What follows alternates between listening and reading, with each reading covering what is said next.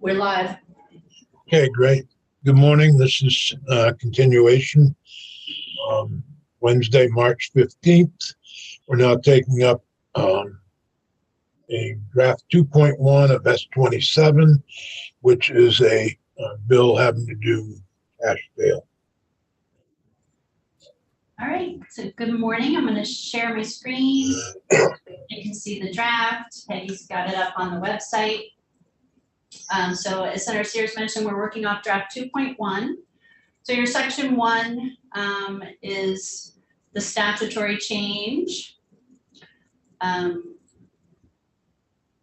So I'll move down to language. So remember, we're working off of the limitation on imposition of cash bail. And at your last committee discussion, you talked about the parameters for whether it would be all misdemeanors that you would prohibit cash bail or there would be a subset. And what you asked for was for misdemeanors that are listed crimes to be excluded from that prohibition. And so you see there on starting on line 8, the existing provision is that right now, in the event that the court finds that imposing bail is necessary to mitigate the risk of flight, because remember, that's the reason why you're able to impose bail. And right now, that's those crimes for which you can impose the cash bail at arraignment are for misdemeanor offenses that are eligible for expungement. That was being removed, and it would be all misdemeanors as the bill is introduced. But you're saying now in this provision that they could do it only for misdemeanors that aren't one of the following, or that are for the subdivision 2, sorry, that they can impose cash bail in a maximum amount of up to $200 for this subset. So you'll see starting on line 13, you have domestic assault, then stalking, violation of a protection order, and just mentioning that covers any violation of protection order. So whether it's under Title 15 for domestic abuse or for abuse of a vulnerable adult. There's also provision in Title 33 with regard to children, and then it also includes the orders against stalking or sexual assault. Then you also have on line 17, reckless endangerment.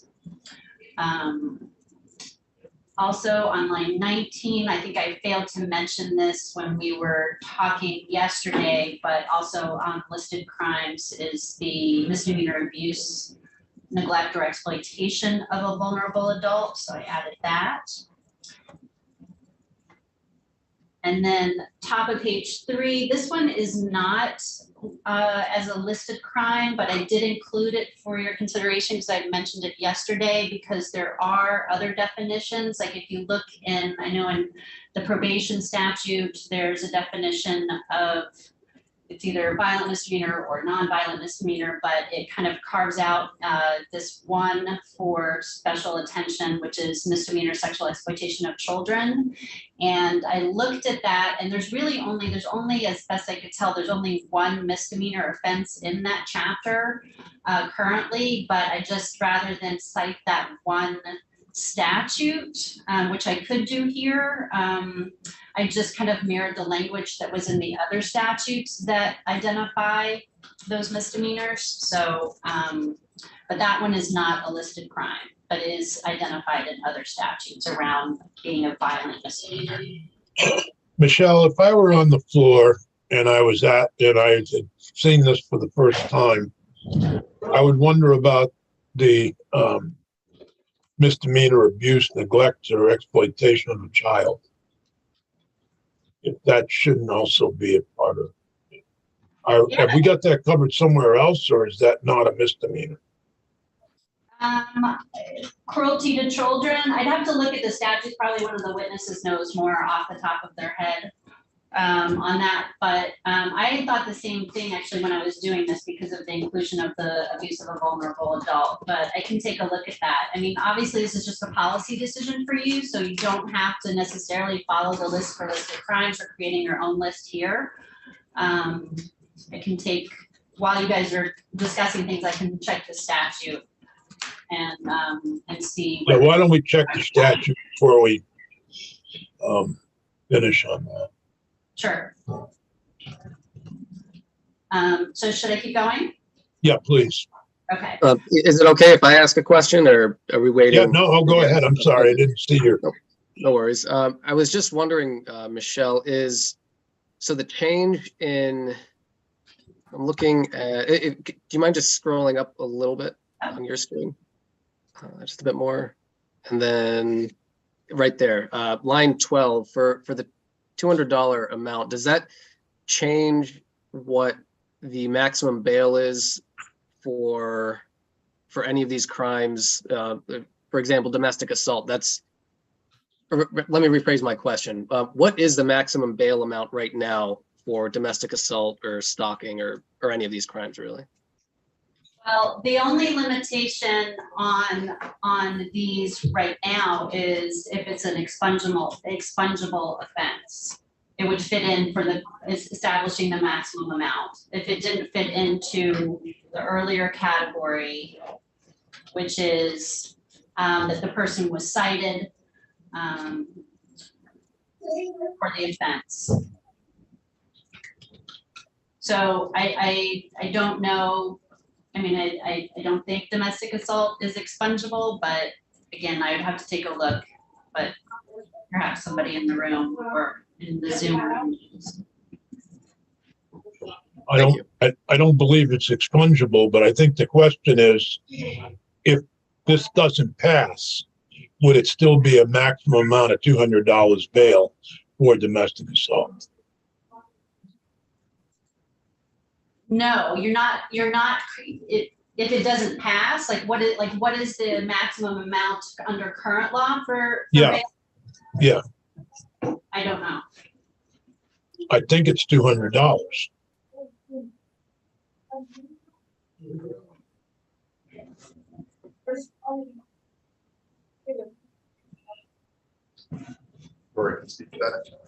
No worries. I was just curious. And Rory, do you have an answer to that question?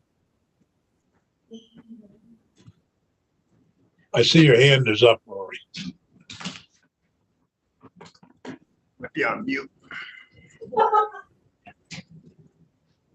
Yes, sorry, I apologize with the screen share. It was a little bit difficult to get the video and mic turned on. So Yep. for the record, Rory Tebow with the Department of State's Attorneys and Sheriffs.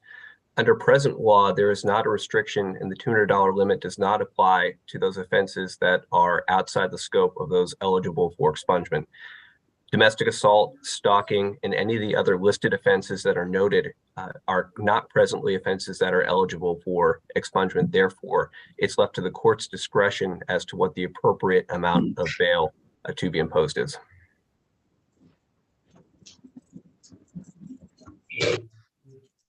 So Senator Shears, I just fit those exceptions into the existing statute, but obviously you wouldn't have to do that. And you could just change that and you could eliminate that language. So. Yeah, I'd like to eliminate that language. I don't want to make it any different than it is today for those limited crimes, personally. I don't know where the rest of the committee's at, but so I'm glad that Senator Hashim brought this issue up. I had mistakenly assumed that there was $200 limit today.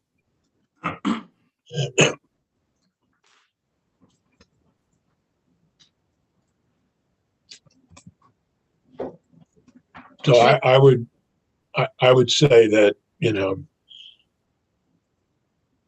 you just strike the words person charged with any of the following offenses, the court may impose bail. Period. As they can today. Right, but are you okay with the lead-in language here about imposing bail is necessary to mitigate the risk of flight? Yeah, but that's the only reason you should be doing it. Correct. But I've got a question on that, Senator Sears. Yeah. So it just came to me Under Rule 3, as far as lodging individuals, one of them is no ties to the community. So if in fact we have someone from out of state who's passing through and gets picked up and is arrested as an alleged DUI suspect, how does that not coincide with what we're trying to do here as far as an out-of-state resident with no ties to the community? Is that a confliction between the two, or maybe Michelle can answer that question? I don't know. So I mean, I think that's really a policy decision for you, because obviously we keep talking about the bails for the purpose of making sure that somebody's going to show up at their court appearance. And that would be something for you guys to weigh, is whether or not you have concerns for other misdemeanors that are not listed here, and whether or not, on balance, you want to make a policy choice that you wouldn't impose bail in those circumstances if someone has no community ties. for feedback from anyone else on that, I guess, on the.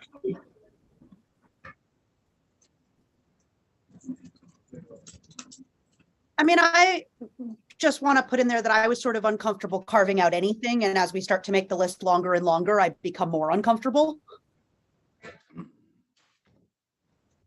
Matt? I wanted to respond to Senator Norris's question. The ties to the community are only one of the factors in determining bail. If there's no evidence that the person is will flee prosecution, that is, if they have no record that indicates failure to appear for court or the like, whether they're from out of state is only one of the factors, and that wouldn't mean much, I don't think. So, but if we do, if someone is lodged with no community ties, bail has to be set, doesn't it?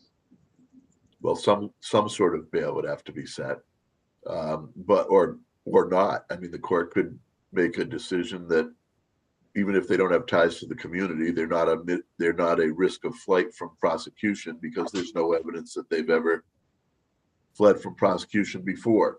Merely being from out of state doesn't, in and of itself, mean you're a risk of flight of prosecution. And I did, when I was in private practice, I literally did hundreds of DUIs from people from out of state, and it was never really an issue. I don't see that as a major concern here. And I appreciate your input, but basically what we're saying is any misdemeanors from out-of-state individuals, and I'm not picking on out-of-state individuals, obviously, is they would never be lodged with bail set, is what we're saying. They could be, but there'd have to be a finding that there's a risk of flight from prosecution. That's always the first step. Maybe I'm not explaining it if you want to hear it here, but anyways, thank you. Tried.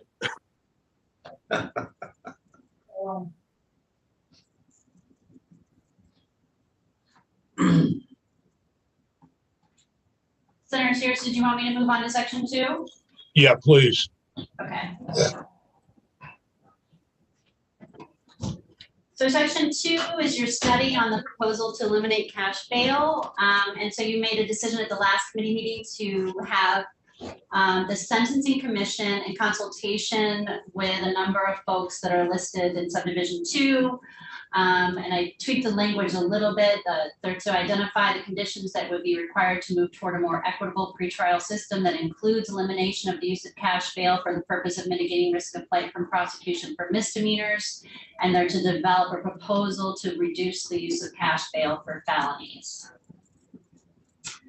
Then in subdivision 2, these are the organizations, and Senator Biahowski sent these to me, and I think most of them were discussed in committee yesterday. So I think there was agreement on the network, also for community justice centers. I've put in the community justice unit of the Office of the Attorney General. So I think you guys have a bill in here currently that came over from the House, H41, where the community justice unit is working with the CJCs as well as the network on establishing MOUs for CJCs to be accepting some DV cases.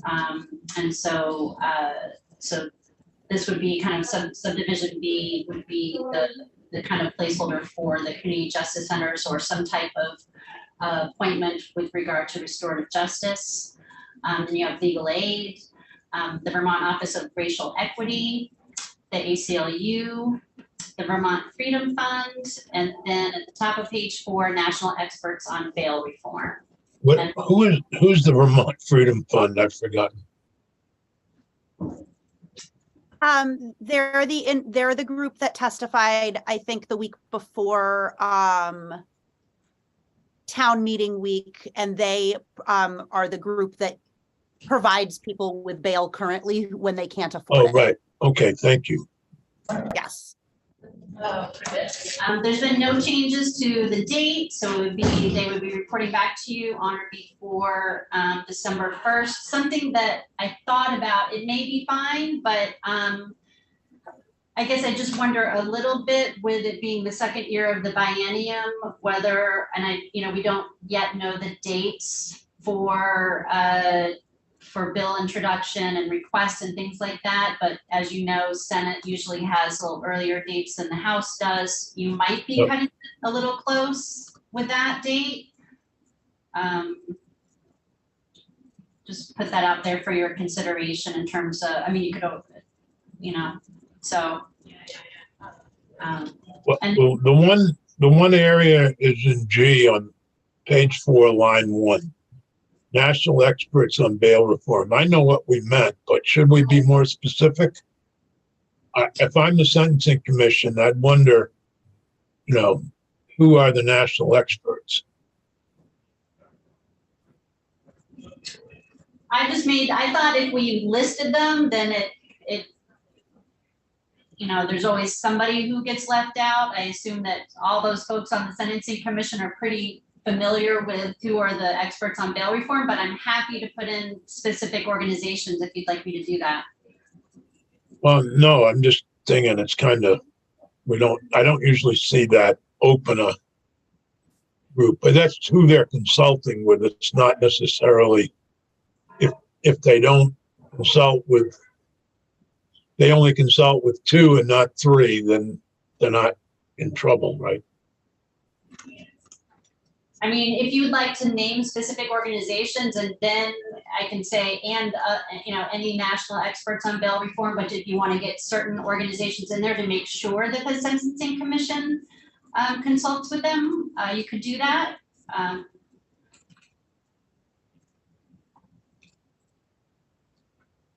Yeah, I don't know who, yeah. Okay, well, I guess we'll leave it the way it is. There were not any changes to section 3 or section 4, but I just want to remind everybody that section 1, which is the changes to the actual bail statute, don't take effect until July 1st of 2025, and you'll be getting a report back from the Sentencing Commission this December. Senator Hashim. Thank you. So, well, first I just have to apologize for being the person who missed the last meeting and then, showing up with these questions here. So my apologies for that, but I'm kind of confused, or it almost feels like we're putting the cart before the horse when I'm looking at the effective dates, because at least from my understanding, we have this study group that's forming to come up with some ideas. And, the hope is to get their report back before December 1st, 2023. But then section 1 doesn't take place until 2025. So I imagine I missed an important part of the conversation that explained that. But is there any information that folks can share with me regarding that? Why 2025? So that was in the bill as introduced. So sometimes what legislators will choose to do is to make a policy choice at this stage, have a delayed effective date, get some information during the interim with the idea that if they want to amend that choice, that they have time to do that. I understand your point, which is, and I think Senator Norris made that point at the last committee hearing as well, should you just get the information first and then take action with regard to what changes you want in the statute after you receive the report? It's just a policy choice for you, and members take different approaches in terms of, I think if you keep in section 1 with the delayed effective date, then, if you want any changes, it forces you to act rather than to not take any action after receiving the report. Got it. Okay, that does clear that up a bit. Thank you. I think, I do have my own concerns about section 1, just to be straightforward. And, whenever I hear multiple groups of people, from different sectors of the judiciary and just our society voicing concern about the same thing, it's kind of a red flag for me. But knowing that it won't actually take effect until 2025, and we're getting a report 2 years prior to 2025,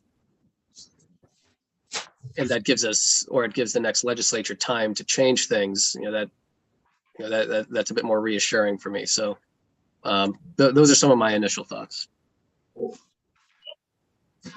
Tanya, Senator Bowles. Yeah, absolutely. Thanks. I am just curious around the language change around what the task force is charged with. I feel much more comfortable with the language from the previous bill that was pretty explicitly saying we want a plan from you for how we end cash bail. So I was responding to Senator Sears' comments around and the discussion around it not being definitive that the product was necessarily predetermined, but that it be open, a little more open. But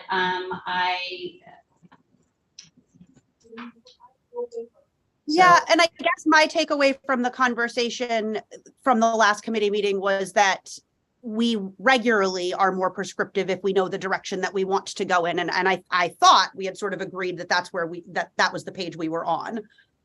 But section 2 still reads proposal to eliminate cash bail. Well, in my view, then now it says, oh, sorry, go ahead. Then it says on line 9 and 10, shall identify the conditions that would be required to move toward a more equitable trial system that includes the elimination of the use of cash bail for the purpose of mitigating risk of flight from prosecution for misdemeanors, and shall develop a proposal for use of cash bail for felonies. And I assume that's where you're the term of reduce the use of cash bail. Yeah, absolutely. I felt much more comfortable when we weren't sort of limiting it. Maybe we'll do it for this misdemeanor, maybe we'll limit it for those felonies. That we were really looking at what are the conditions needed to eliminate the use of cash bail. I'd be comfortable if it said reduce to eliminate the use of cash bail for nonviolent felonies.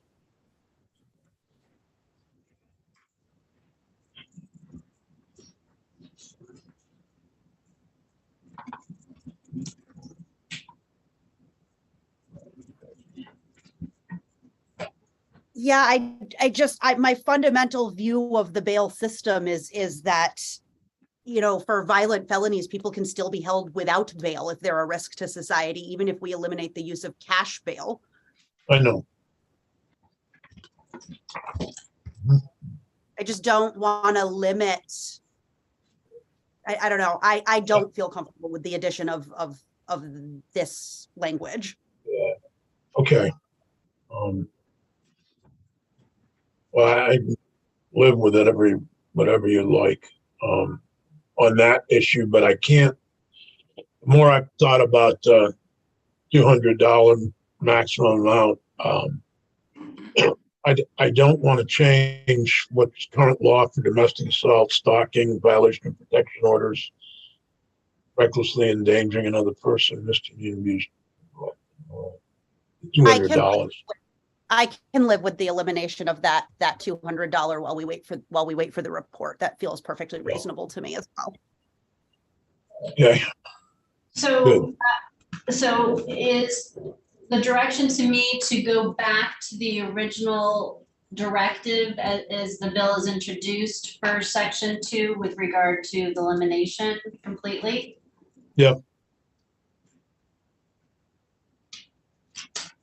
I mean, they may come back and say that's not a good thing to do. They may.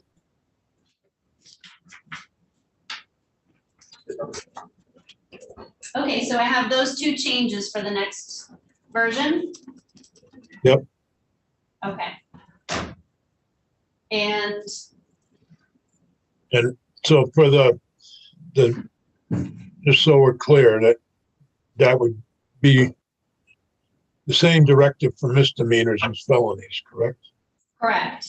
I just broke it out based on your comments and some of the discussion yesterday where you were making. No, I understand. Yeah. I'm a little worried about the bill.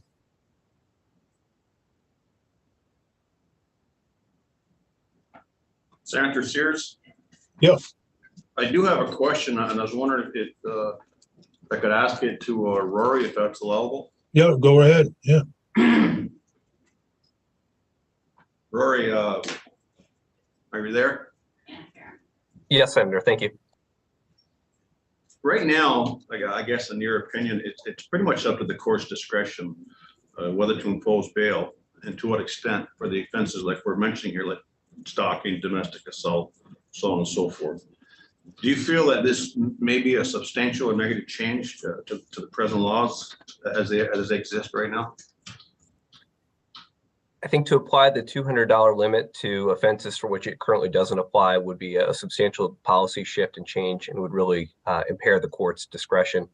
I think the numbers and data from the Department of Corrections indicating who is currently held on misdemeanors and for what type of offenses show that the court fairly judicious in this and are applying the law and looking at all the factors, not just ties to the state of Vermont, but past history in terms of criminal history and then their appearance for court. So at this point, I feel that, to be blunt, prosecutors probably ask for bail more frequently than courts grant it. And from our standpoint, we don't see a huge issue with the court's use of bail when dealing with violent misdemeanors. Okay, thank you. But the language that we're proposing in the next draft would eliminate the $200 limit. So it'd be just as it is today, whatever the normal, whatever the court determines.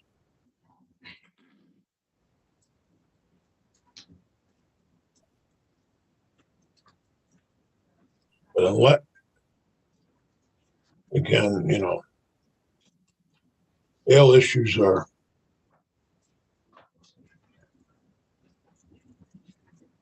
not widely understood. So we're eliminating the $200 limit though, on the stalking and the other crimes. Correct, and I will get back to you on the cruelty to a child and. Yeah. You want me to include that? Cruelty or neglect, I don't know if they're misdemeanors or what they are. But we should be consistent. If we're doing it for vulnerable adults, we should do it for children as well. Okay, and I can get an amendment to Peggy this afternoon that she can send out to folks, because I know you guys are very limited on time. And well, so. Can we schedule something for Friday morning at 8:30? Does that work for you, Michelle? I think so. Just check my schedule if you don't mind, but I think it's fine. About 15 minutes, Peggy. I'll do a half an hour just to be safe. So cruelty to a child is a 2-year misdemeanor. So would you like me to include Yeah. that? Is neglect a crime? Yes, it's a person over 16 years of age having custody charge or care of a child who willfully assaults, ill treats, neglects, or abandons or exposes the child. Yeah, I'd include that because you've Okay. got, on line 19, you've got misdemeanor abuse, neglect, or exploitation of a vulnerable adult. And I just think to be consistent, we should protect children as well. Okay. I'll include that as well. So I've got the three amendments. And I'll get those to Peggy this afternoon. Great, thank you, Michelle. Okay, thanks. We're gonna shift gears to the hospital. Oh, I'm sorry, Peggy, did you have a question? No. Well, your hand is up, or maybe that's that was me. I'm sorry. Oh,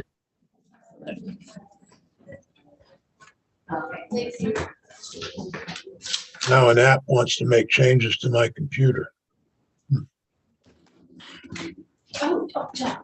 All right. Whoop. Okay, the next bill is hospital liens. And we have Amarin's here. leg. Good morning. I just signed in, so I'll be able to share my screen.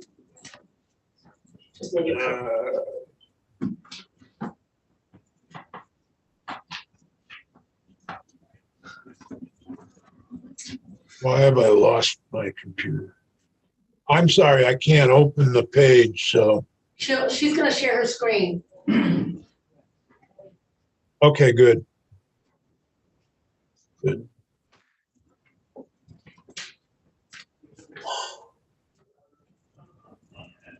S79 is an act relating to limitations on hospital liens. Yes, for the record, Ameren Abergele Legislative Council. This is S79 as introduced, an act relating to limitations on hospital liens. Section 1 would amend Title 18, Section 2251, lien established. In subsection A, there are first a few conforming changes here to correct some legal citations and change some language into non-gendered language. So you'll see that in the first sentence. But as it is important context for this, I'm just going to read all of it. A hospital in Vermont, as defined in section 1801 of this title, furnishing medical or other service, including charges of private duty nurses, to a patient injured by reason of an accident not covered by the Workers' Compensation Act 21 VSA Chapter 9, shall have a lien upon any recovery for damages to be received by the patient or by the patient's heirs or personal representatives in the case of the patient's death, whether by judgment or by settlement or compromise after the date of the services. This bill would strike the following sentence. So current law states that this lien shall not attach to 1/3 of the recovery or $500, whichever shall be the lesser. And in addition, the lien shall be subordinate to an attorney's lien. Next, there are new subsections. First, subsection B. Notwithstanding subsection A of this section, a hospital shall not have a lien under this chapter if the patient has health insurance, including coverage under Medicare, Medicaid, or a health plan issued by a health insurer as defined in section 9402 of this title, and the hospital has a contractual agreement with that payer. Subsection C. 1, a hospital that recovers under this chapter shall be responsible for a pro rata share of the legal and administrative expenses incurred in obtaining the judgment, settlement, or compromise. 2, in no event shall the hospital lien exceed 25% of the net judgment, settlement, or compromise received by the injured patient. Then section 2 is the effective date. This act shall take effect on July 1st, 2023.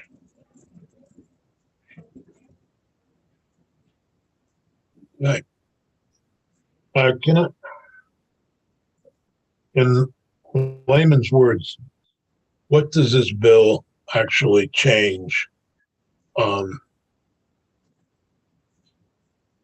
Certainly. So there are a few substantive changes. So the current language states that a hospital is not able to attach a lien to 1/3 of the recovery or $500, whichever is less. So if a hospital has a patient who receives services and the patient is not able themselves to pay for those services, and the hospital is interested in getting repayment for those services through insurance, this is saying that the hospital lien placed on whatever monies the patient gets as part of a lawsuit, as part of their injuries, that the hospital lien could not collect that last 1/3 of whatever the patient recovers, or $500, whichever is the lesser amount. And that's what's presently in law. And the hospital lien would only be for amounts, let me rephrase this. If an attorney, as part of the patient's lawsuit, has a lien also to get payment for their services as part of the lawsuit, the attorney's fees will be taken out first. Then the hospital would be able to recover for their lien up to that $500 or 1/3 of the recovery. This bill would change how that structure works. So first, if a patient has either Medicaid, Medicare, or a health insurance plan where the health insurer has a contractual agreement with the hospital would not be able to pursue a lien. So that is different from the current circumstances where there is no such limitation. In addition, in subsection C, a hospital is now going to be responsible for a portion of the legal and administrative expenses incurred as part of the judgment, settlement, or compromise in the lawsuit. That is also new. Previously, the attorney's fees would be coming directly from the settlement, and the hospital would not be responsible for any portion of those legal fees. Okay. And then lastly, it puts a cap on how much a hospital lien can be, which is not exceeding 25% of the net judgment. So all of these are shifts from what is currently in the law. So currently the hospital can only collect $500? No, the hospital can say the hospital had services of costs of $10,000. The hospital could do a lien up to up to $9,500. Okay. I see. So it's actually the opposite of what I thought. Yes, if the language had said the lien shall not attach to more than 1/3 or more than $500, that would be the other. Under current law, the lien would be attachable to 75% of the total, correct? It would be able to attach to 2/3 or $500. Okay. Or up to whatever that remaining $500 is. I think Senator Hashim has a question or a comment. Maybe he'll set me straight on what I'm thinking here.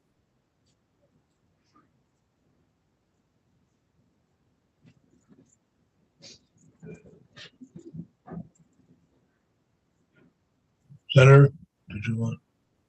There we go. Sorry, the mute button wasn't working.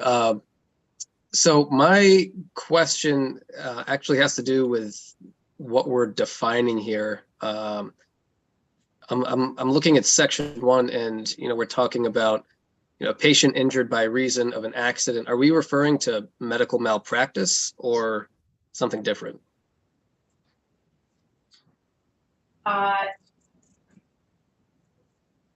That's a good question. I would need to look at the previous sections in this chapter to be certain. All I can say is that it's an accident not covered by workers' compensation, but I can look into that.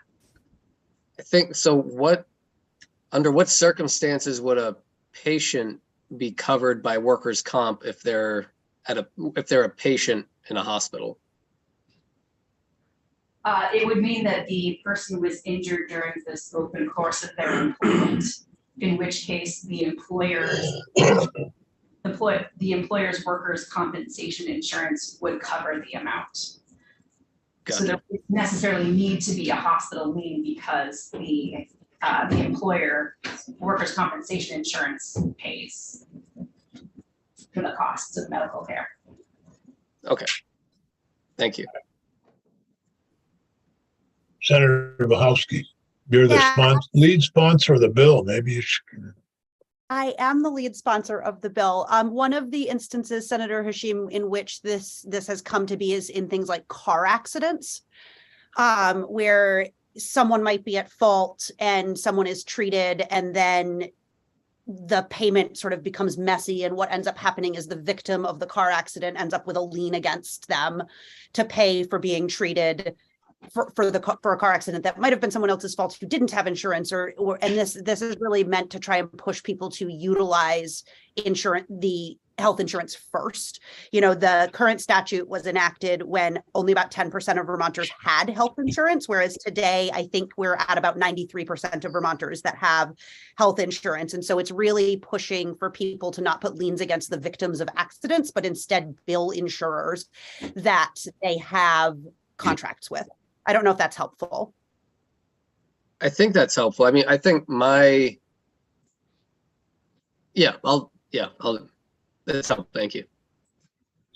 Well, my confusion about the $500 cap was actually from an email I received from Sarah Teachout. And Peggy, if we could have Sarah from Blue Cross Blue Shield speak to us.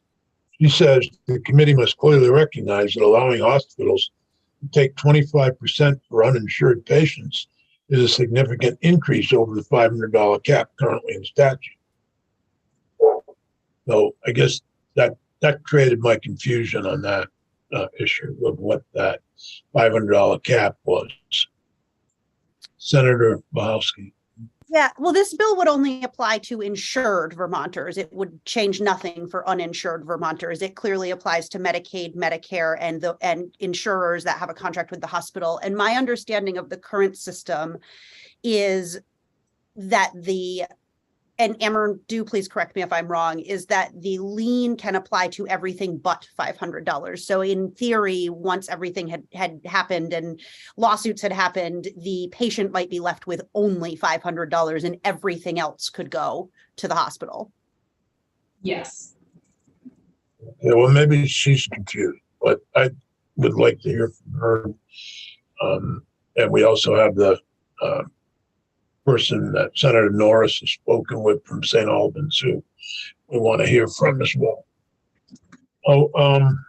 Let's see, I lost my agenda.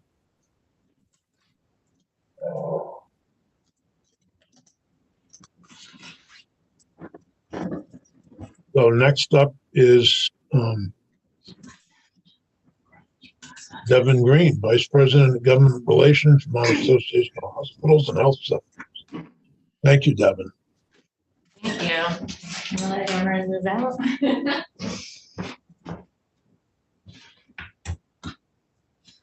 Hi. Hi.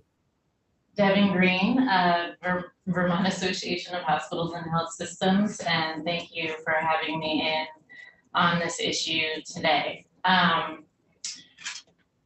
So I think where the hospitals are at is, we are all nonprofit and we work with patients whenever we can to create affordable payments. Last year you passed Act 119 to standardize and expand our hospital financial assistance programs. So typically when a person comes in and they can't afford their bill or they are unable to pay and they have a certain income level, we either provide a discount or relieve them of the bill altogether. What usually ends up happening with that is the hospital absorbs some of that cost and it also gets shifted onto commercial insurers. Similarly, Medicaid, while it covers Vermonters, it does not pay the total amount of the healthcare that's provided. So we've often in the healthcare world talked about cost shift, where because it doesn't pay the total amount of the healthcare provided, often that gets shifted to commercial insurers, and that ends up in their rates.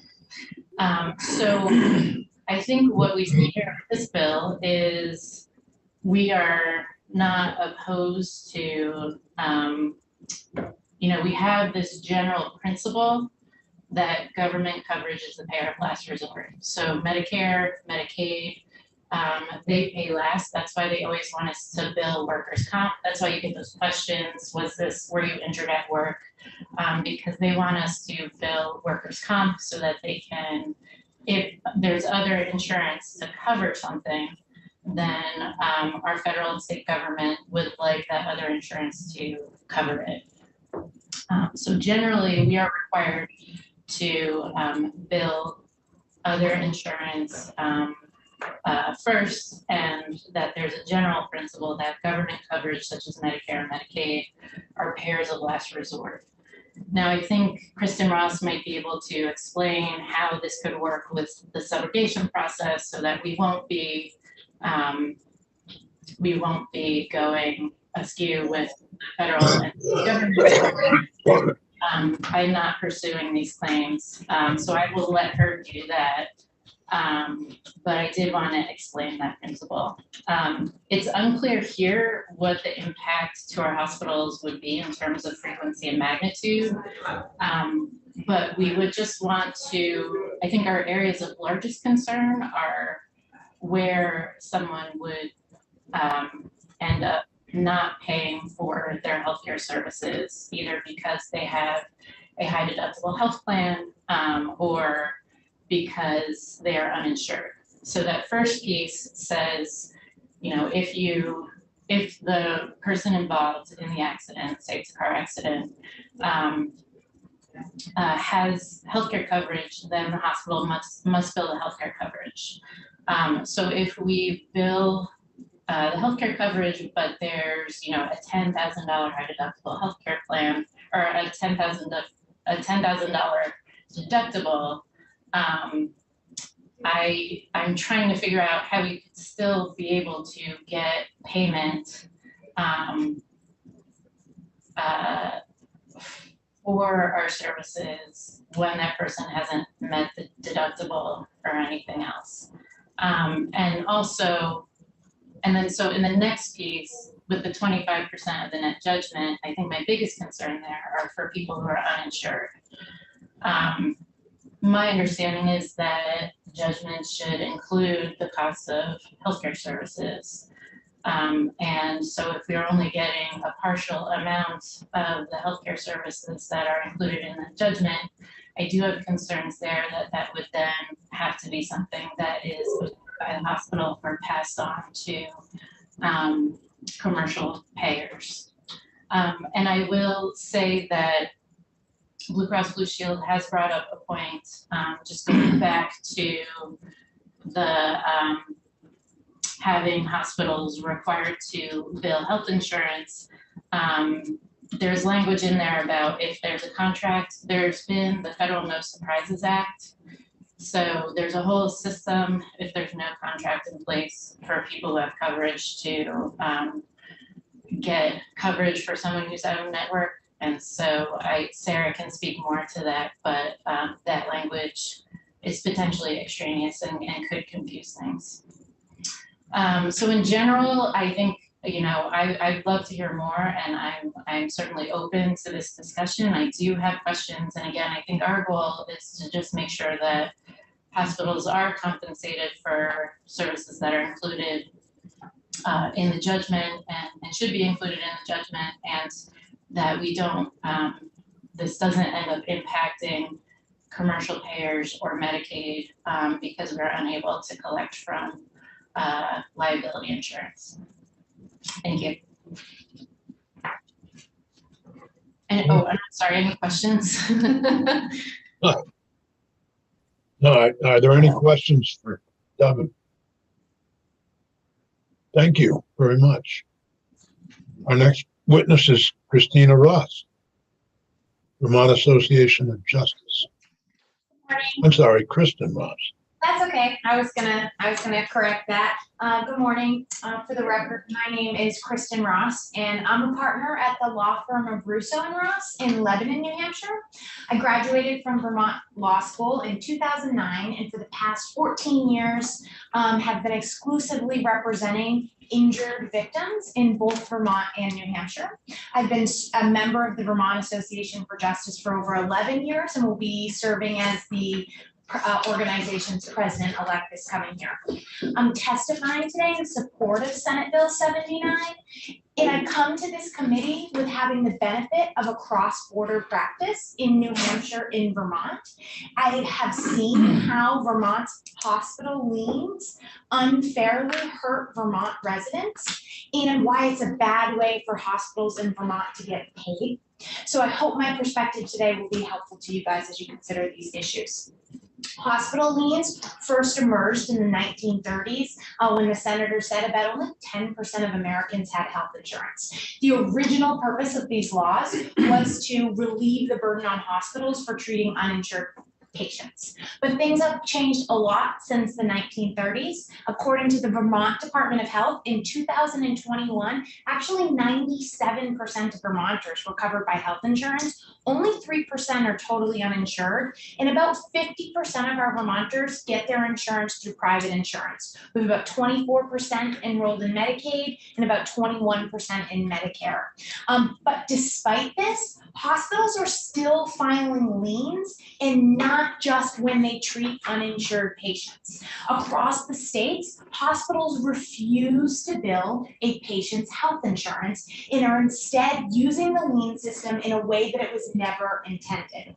The lien process allows hospitals to ignore the discounts they're contractually required to offer health insurers. And unfortunately, the practice is most lucrative when it's used against our most vulnerable citizens, and those are folks, low-income folks on Medicaid.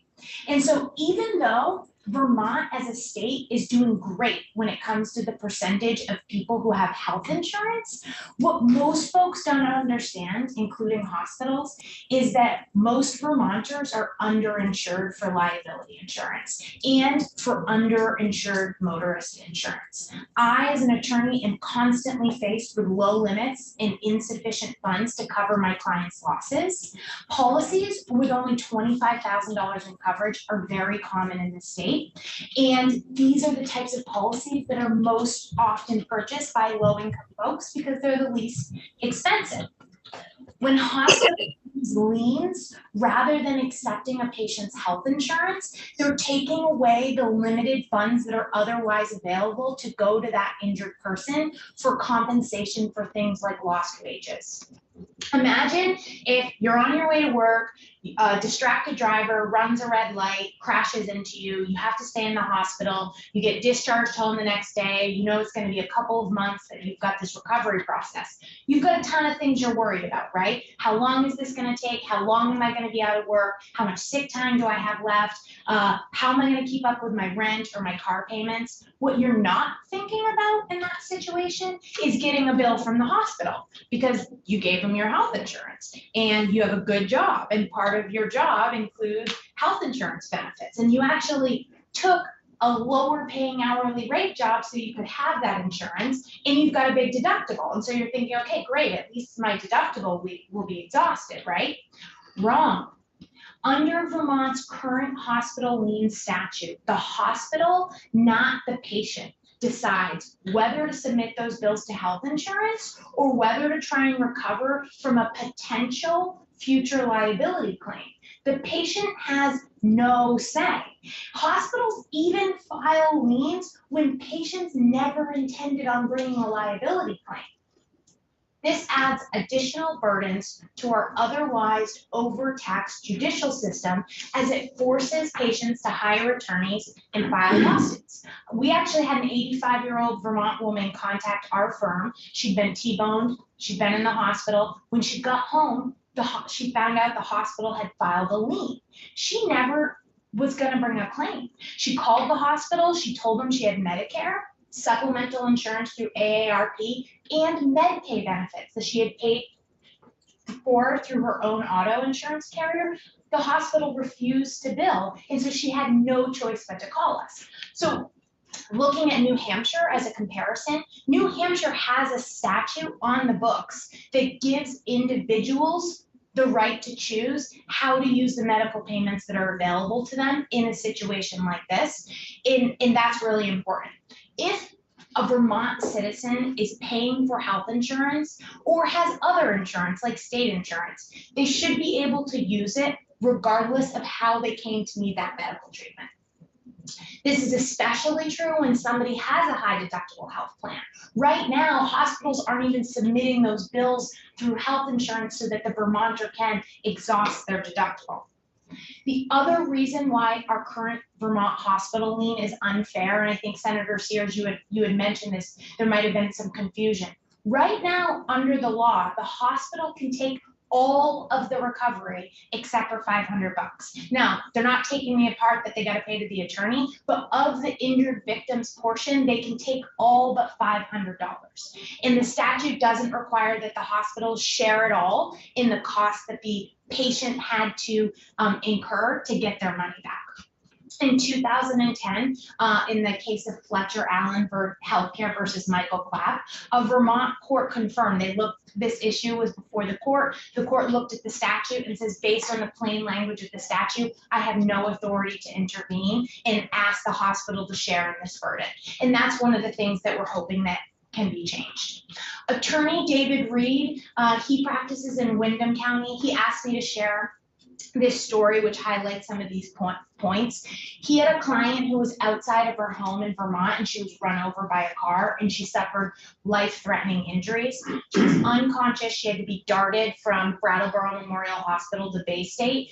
As she passed through Brattleboro Memorial Hospital unconscious, the Brattleboro noted her as a self-pay and leaned her case for $20,000.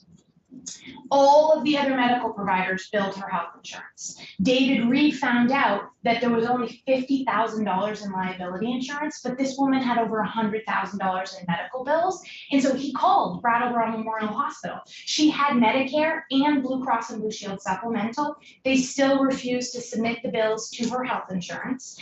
And at the end of the day, they took a disproportionately large portion of the $50,000, and the seriously injured person was left with minimal compensation. And the problem with our statute is that there's no legal mechanism for attorneys or injured Vermonters without an attorney to go to court and say, help, this is unfair. Other states' lien statutes take fairness and equity into account, and Vermont's statute doesn't. The injured person has no bargaining power and no legal remedy. It's difficult to understand why a hospital would turn down prompt payment now from a health insurer and instead choose to hold out for a later payment of an unknown amount and based it on a whole bunch of unknown factors. In fact, the Centers for Medicare and Medicaid Services actually warn hospitals about the risk of trying to collect from a liability claim. One of CMC's memos that they send to providers warns providers that who do not file a Medicare claim once the prompt period has expired run the risk that insurance proceeds will not be available or may be less than what Medicare's payment would have been. And the reality is, at the time that these hospitals' liens are filed, hospitals don't have any details about the accident that brought the patient into the hospital. All they hear is that there's a car crash and they lien the case. And how did the crash happen? Is there even a valid liability policy? How much is the coverage? Like I said, there's a lot of $25,000 coverages in this state, and most Vermonters don't have sufficient underinsured coverage to fill in the gap. There could be legal issues like immunities, assumption of the risk, comparative fault. There could be a ton of other liens. If you have short-term disability, you could have a lien. Long-term disability, there's liens, other health insurance liens, child support liens, and tax liens. It could be years, and it most often is years, until all these issues are flushed out. But by this point, it's too late for a hospital to bill the client's health insurance. So does someone who's been out of work for 6 months not recover their lost wages because the hospital took all of the recovery except for $500? Does the hospital have to write off those charges even though it could have been paid by a health insurer 3 years earlier? Is the patient stuck with unpaid medical bills, bad credit, and bankruptcy despite having health insurance? When hospitals file these liens, they're proceeding in the dark and they're taking unnecessary risks to the detriment of the injured Vermonter. And there is confusion among hospitals about the issue of priority of payment with Medicare and Medicaid, and it's totally understandable. The regulations are dense and confusing. But the reality, here's what's important. Medicare and Medicaid absolutely pay bills in cases where there's a third-party liability claim.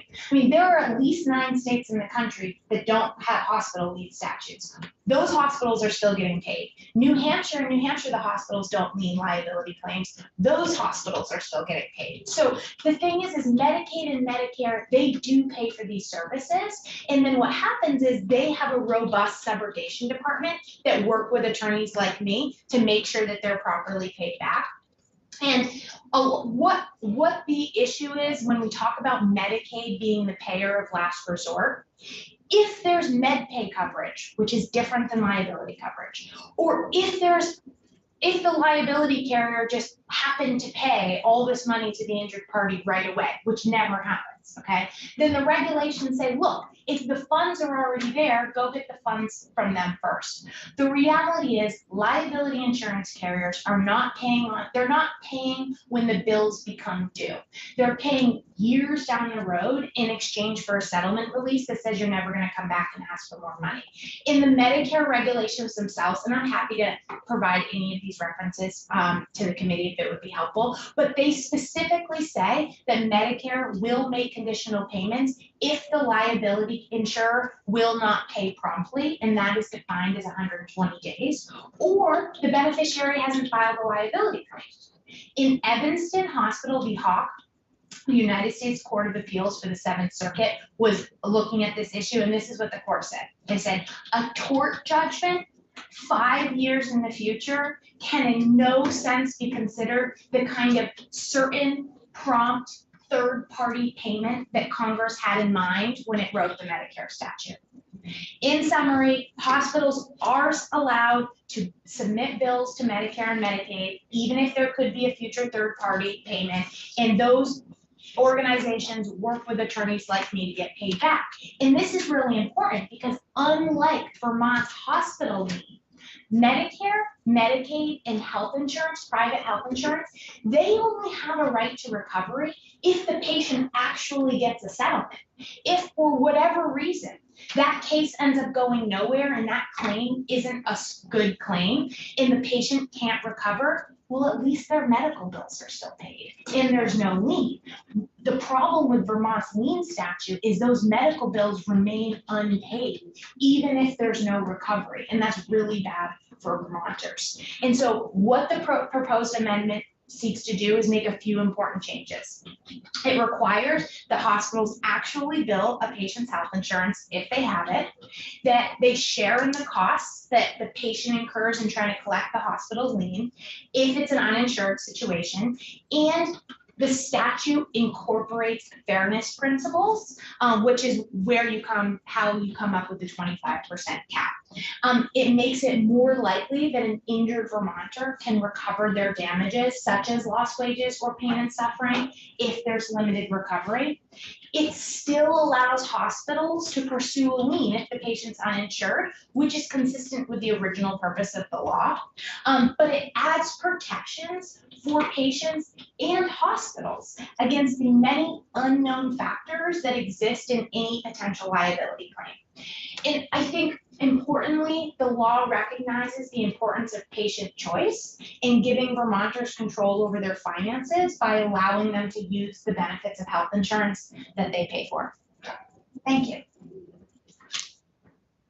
So, anyone have any questions? Can we get copies of your testimony? Of course. Thank you. Questions? The witness. Thank you very much. Very helpful to understand the difference Senator between New Sears, Hampshire and Vermont. Yes, sir. Devin Green would like to know if she could ask a question or possibly come back to the chair. Yeah. Go ahead. Want me to get up? No, you Okay. can say it. It's my first time doing this, and so. Devin Green, Vermont Association of Hospitals and Health Systems. Hospitals, so I'm just curious in terms of the patient choice piece. Sure. Should the language be amended to something giving the patient choice? Because right now it does not. So when we're talking about patient choice, what we're really talking about is your average Vermonter, and especially so let's say that we know about 50% of Vermonters have insurance through their employers.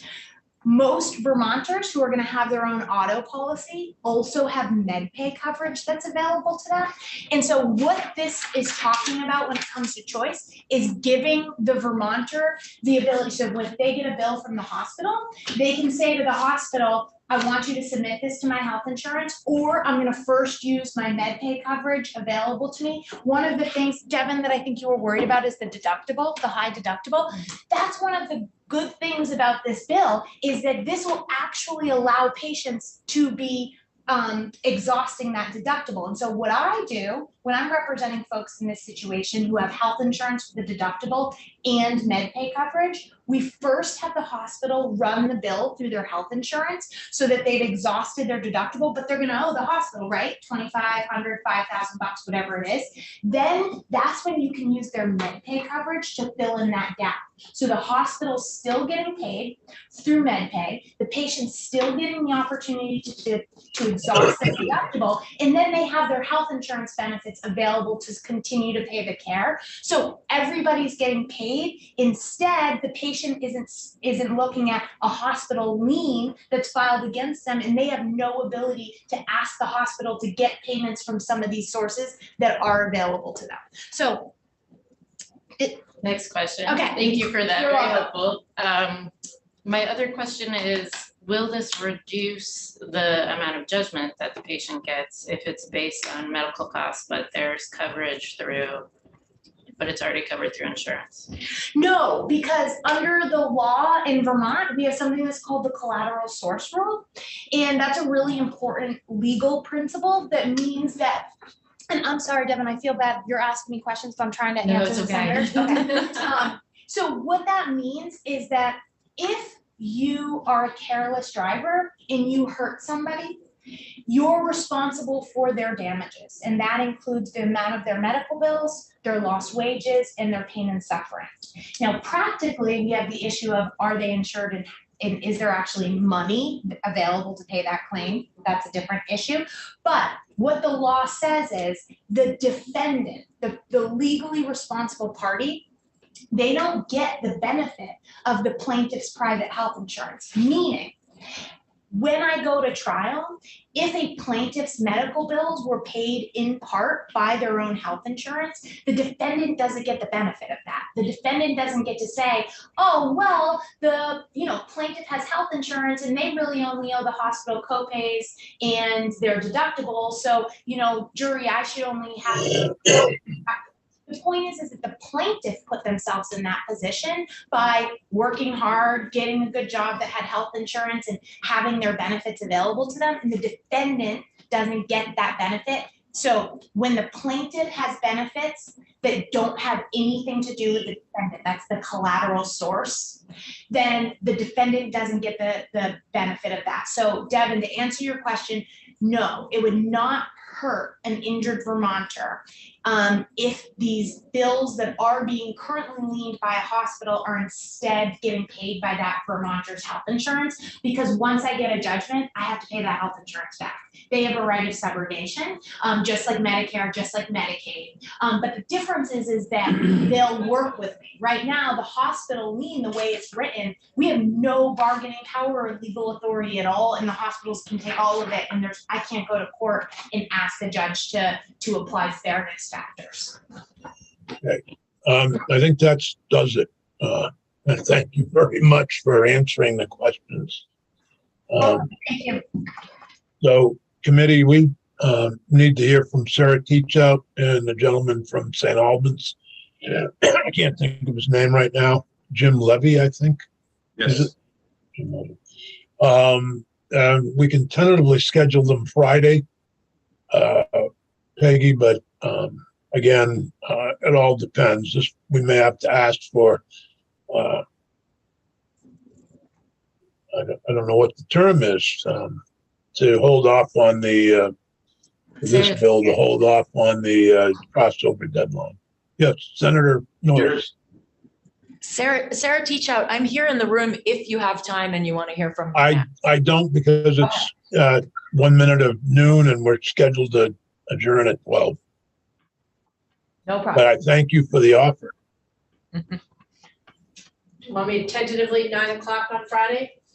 No, 11, 10:30. 10:30, okay. We need to get a couple of other bills out. All right, we'll see you. Senator Sears? Yeah, go ahead. Senator Sears, David Mickenberg, Vermont Association for Justice, with Kristen. Is it okay if Kristen joins on Zoom that day to be here for the discussion? Certainly, Okay. certainly. Thank I assume you'll be in the room. I will. Okay, we'll see you then in person. Looking forward to it. Assuming we have time to get to it. It's crossover deadline, and so I may have to ask for an extension on this bill and another bill. Okay.